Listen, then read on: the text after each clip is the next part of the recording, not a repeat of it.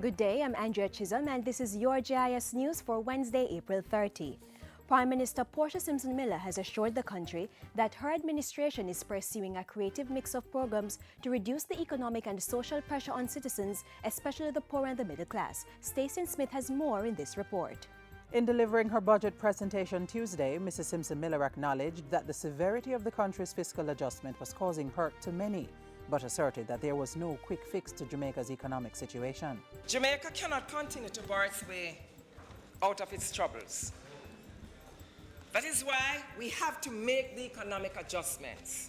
Pointing to the country's declining debt to GDP ratio and growth in sectors such as agriculture, tourism, construction and mining, Mrs. Simpson Miller said there were signs of improvement in Jamaica's macroeconomic stability.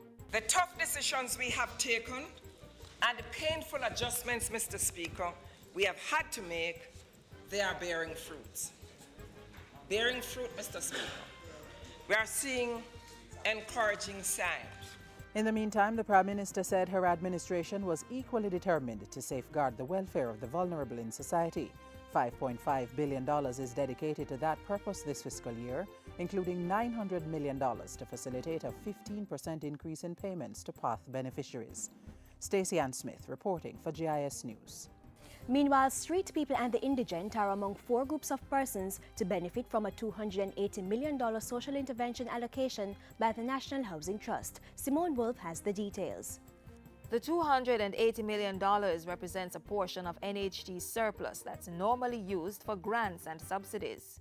The areas that will benefit are the improvement of infirmaries, assisting with the provision of shelter for street persons, assisting with the maintenance of indigent housing, and providing help to the families of the members of the security forces who have lost their lives or suffered major injuries in the line of duty.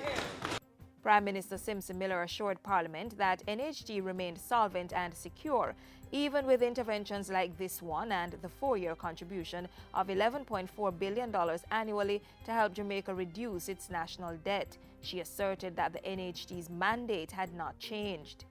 The agency continues to provide affordable housing with emphasis on middle and lower income contributors.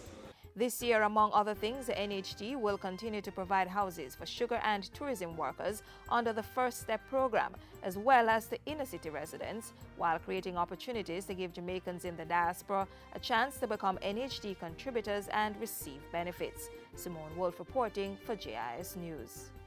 And Prime Minister Portia Simpson Miller also used her budget presentation to announce job opportunities for thousands of Jamaicans this fiscal year. She said 12,000 persons would be employed in the new phase of the Jamaica Emergency Employment Program JEEP.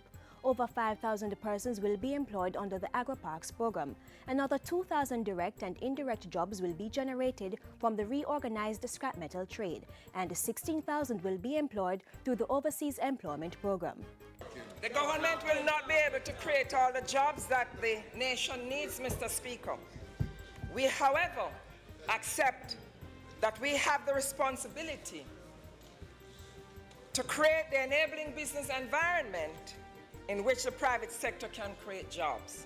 For that reason, the Prime Minister says emphasis is also being placed on increasing investment.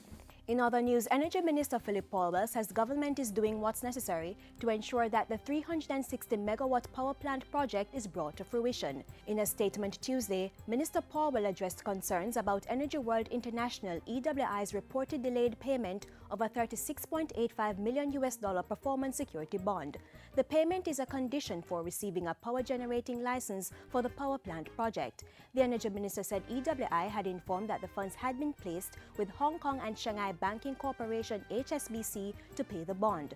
Minister Paulwell said he was therefore allowing sufficient time for the bank to complete its due diligence. He asserted that the project remained fundamentally significant to reducing the nation's power cost.